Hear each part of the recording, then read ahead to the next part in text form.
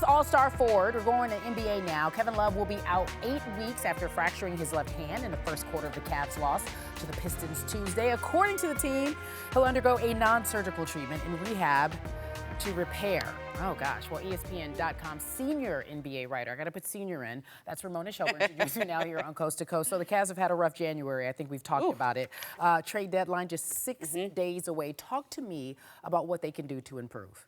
Well, look, everything comes down to whether or not they're willing to put the pick that they're gonna get from the Brooklyn Nets into any trade right now.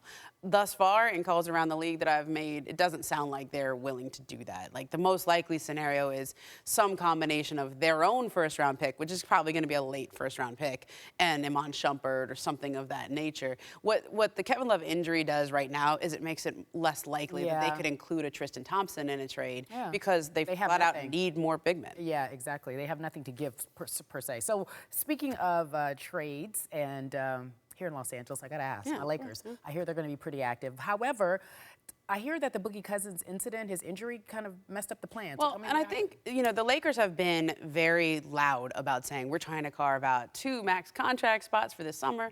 And I think one of the things that they always felt was, you know, I think we can all do the math and go, okay, they were thinking about Paul George and LeBron, et cetera, those were the top. But Boogie Cousins was always in their thoughts and plans.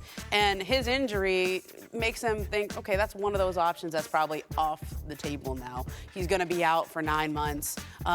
You know, maybe you take a flyer on him, but he's certainly not a max guy. And if you do something like that, that's a big risk. So that's kind of something that they had. It was always in their plans. And obviously, they had a trade last year for him, which they got beat out on the offer by New Orleans. But that injury kind of threw them a little in the sense of your idea of your backup plan is off the table now. So I have a couple of quick questions.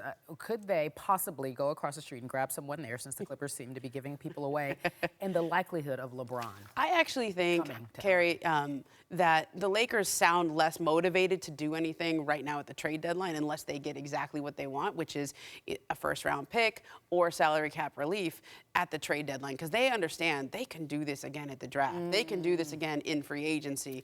And so the idea that they're going to be really active at this deadline. Obviously, next week is when people really put their cards on the table, but I think they're less likely to do something now than you thought.